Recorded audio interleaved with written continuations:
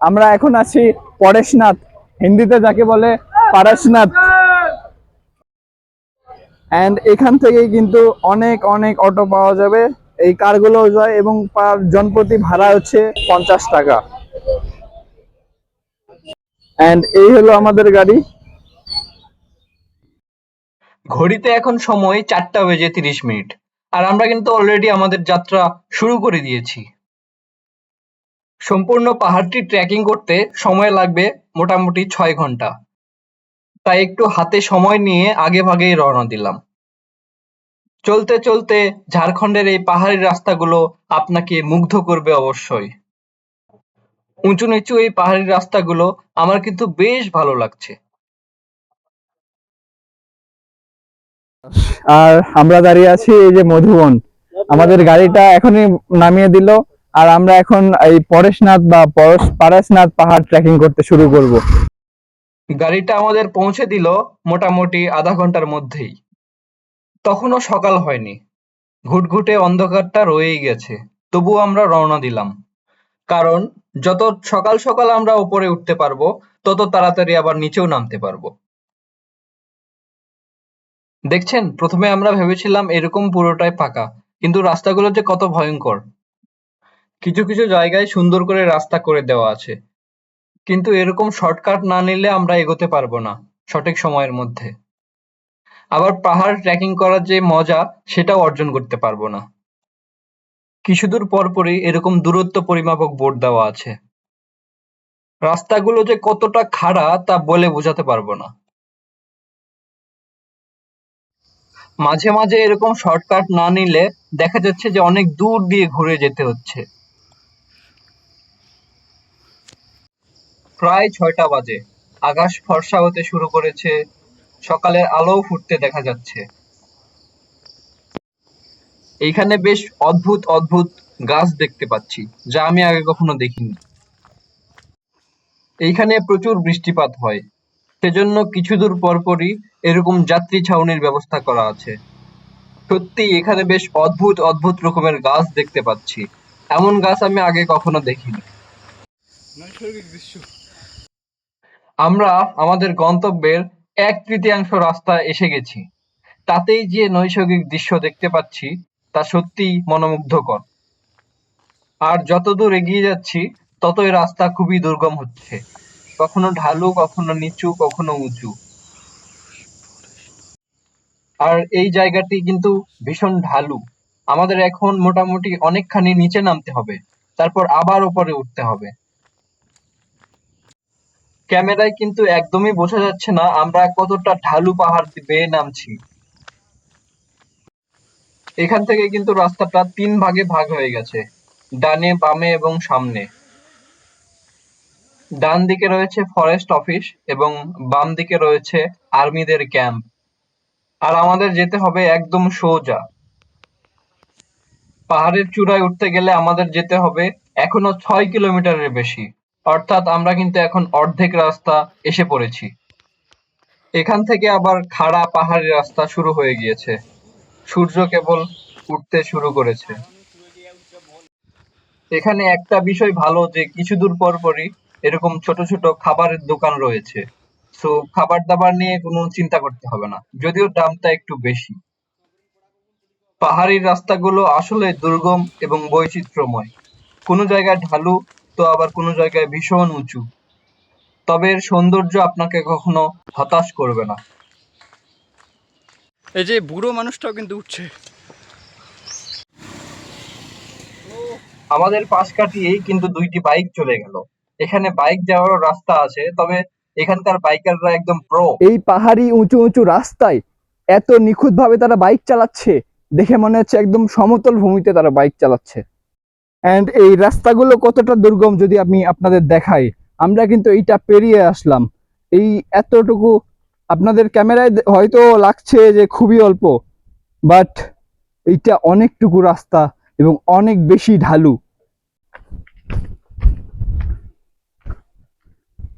ভারতের ঝাড়খণ্ড রাজ্যের সবচেয়ে বড় উঁচু পাহাড় পরেশনাথ বা পারেশনাথ পাহাড়। আমরা কিন্তু এখন শর্টকাট ধরে হাঁটছি, যদিও শর্টকাটগুলো অনেক দুর্গম। আমি বলবো যারা আমাদের মতো ইয়ং ছেলেপেলে আছেন তারাই শুধু এই শর্টকাটগুলো ইউজ করবেন। এইখানকার বাইকাররা বোধ হয় মৃত্যুকে ভয় করে না। এখানে কিন্তু বাইক রেন্টেও পাওয়া যায়, ভাড়া শুরু জন প্রতি 600 টাকা থেকে। আমরা আমাদের সকালের জলখাবার সেরে নিলাম এই টং দোকান থেকে। কিছু দূর পর পরই কিন্তু আমরা এই সুন্দর দৃশ্য উপভোগ করতে পারছিলাম। চারিদিকে দেখুন একবার, আমাদের যেতে হবে ওই পর্বতে, একদম শেষ সীমানায়।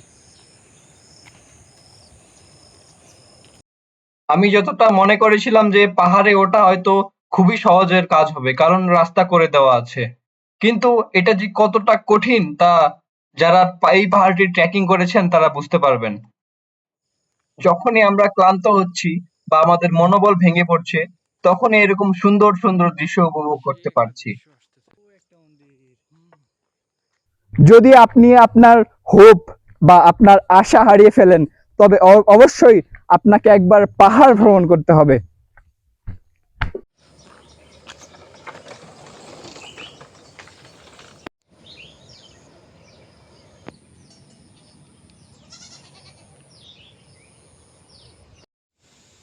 ঝাড়খণ্ড সরকার আমাদের জেনারেল ট্যুরিস্টদের নিরাপত্তা এবং বৃষ্টি থেকে বাঁচার জন্য, গরম থেকে বাঁচার জন্য এরকম শেড করে দিয়েছে, এবং আমাদের মতো জেনারেল পাবলিকদের এই শেডটা অনেক কাজে লাগছে।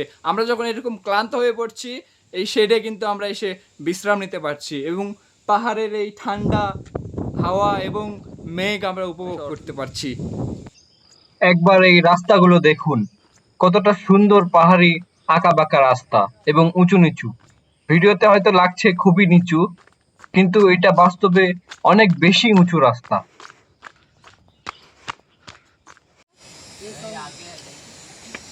अच्छा ये उतरते आनी यहाँ से निकलेगा रास्ता समझ गया এই রাস্তাটা হচ্ছে গৌতম স্বামীর মন্দির এবং এই রাস্তাটা হচ্ছে পরেশনাথ বা পারেশনাথের মন্দির।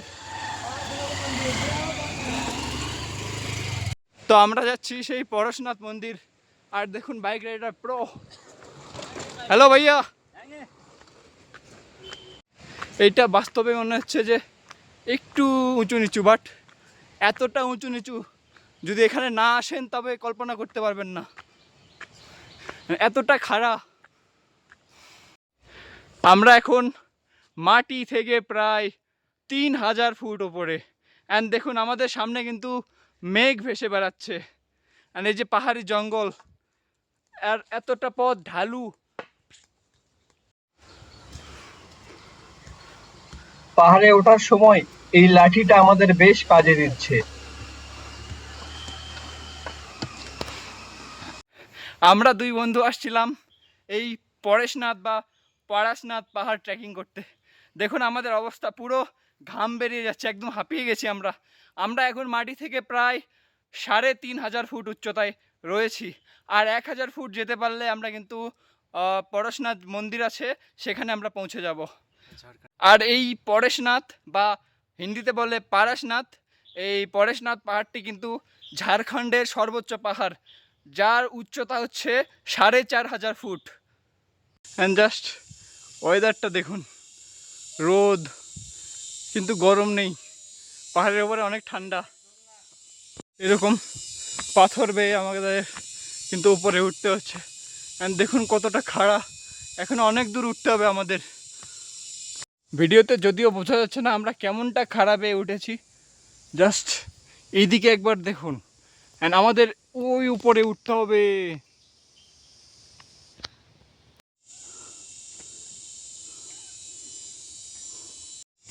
একবার দেখুন কতটা নৈসর্গিক দৃশ্য। এই দৃশ্যটা দেখার কাছে আমাদের এইটুকু কষ্ট কোনো কষ্টই নয়। দেখুন মেঘ উড়ে যাচ্ছে,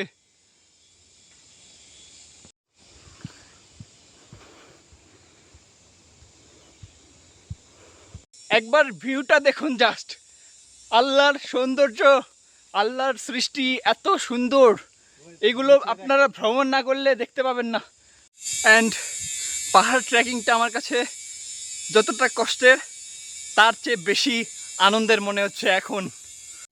এই পাথর কেটে কেটে রাস্তা করা হয়েছে, অ্যান্ড এই রাস্তাগুলো কিন্তু অনেক খাড়া।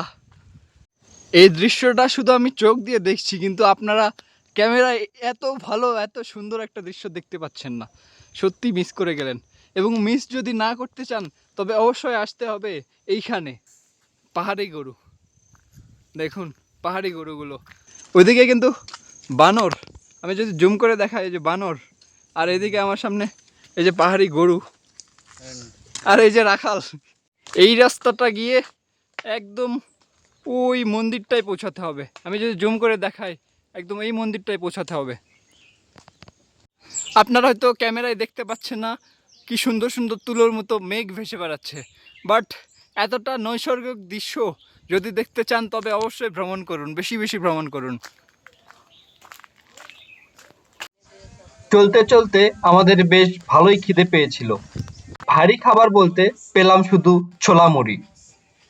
খেয়ে দেয়ে কিন্তু আমরা আবারও রওনা দিলাম আমাদের গন্তব্যের উদ্দেশ্যে। আমাদের যেতে হবে আর মাত্র 2 কিলোমিটার। এখনো 2 কিলোমিটার পথ পাড়ি দিতে হবে আমাদের।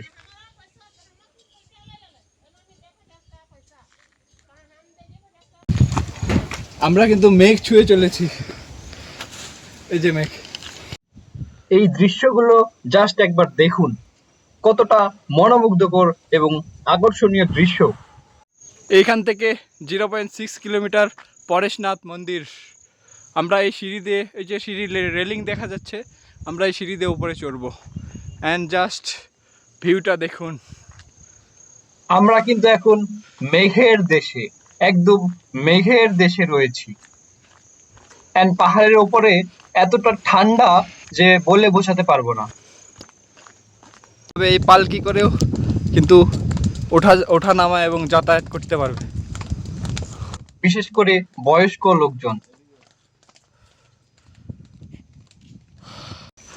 এত সুন্দর দৃশ্য হয়তো আপনারা লাখ লাখ টাকার ফোনে, লাখ লাখ টাকার ল্যাপটপে দেখতে পাবেন, কিন্তু নিজের চোখে কখনো এখানে না আসলে জীবনেও দেখতে পাবেন না।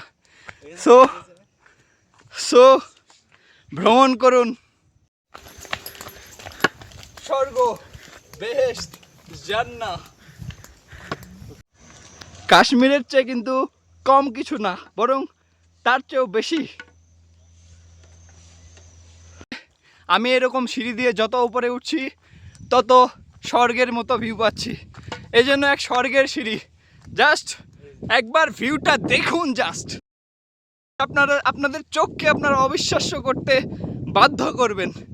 জাস্ট একবার ভিউটা দেখুন। জানি না ক্যামেরায় কতটুকু দেখা যাচ্ছে, বাট আপনি যদি এখানে না আসেন সত্যিকার অর্থে একটা ভূস্বর্গ, একটা জান্নাত মিস করবেন। দেখুন মেঘ, আমি কিন্তু মেঘ ছুঁতে পারছি। এই যে বড় বড় ঢালু পাহাড়, অ্যান্ড এতটা পরিমাণ উঁচু, কি বলবো, স্বর্গের সিঁড়ি। ও নৈসর্গিক দৃশ্য, এ ভিউ যদি না দেখেন তবে আপনার জীবন ব্যর্থ। ওইদিকে জাস্ট একবার ভিউটা দেখুন, কতটুকু খাড়া, ওদিকে কিছু দেখা যাচ্ছে না। এ এক বেহেশত, এক জান্নাত। হুমায়ুন আহমেদের মেঘ বলছে যাবো যাবো উপন্যাসটির কথা মনে আছে নিশ্চয় সবার। মেঘ আমার বাড়ি আসুক বা না আসুক, আমি কিন্তু যাচ্ছি মেঘের দেশে, মেঘের বাড়িতে।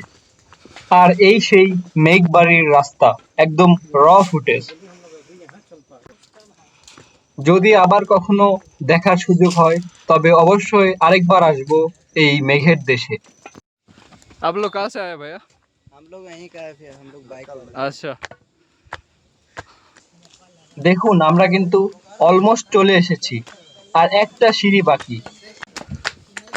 এখানে কিন্তু এই মন্দিরে জৈন ধর্মের মানুষ পূজা দিতে আসে, তাই এই মন্দিরের সামনে ফুল, বেলপাতা, ফল সবই পাওয়া যায়।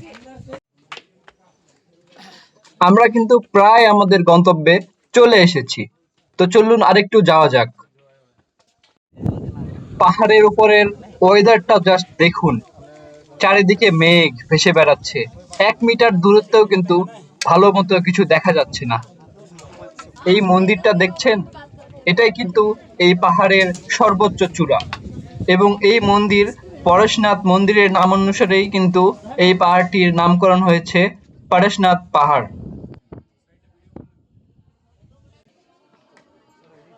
আমি এসেছি ঝাড়খণ্ডের সর্বোচ্চ চূড়ায় পরেশনাথ মন্দিরে। আমি এখন আছি মাটি থেকে 4500 ফুট উচ্চতায় এবং এবং ঝাড়খণ্ডের সর্বোচ্চ চূড়ায় পরেশনাথ বা পারেশনাথ মন্দিরে প্রথম বাংলাদেশ হিসেবে আমি কিন্তু ঝাড়খণ্ডের সর্বোচ্চ শৃঙ্গ বা সর্বোচ্চ পাহাড় পরেশনাথ বা পারাসনাথ জয় করলাম।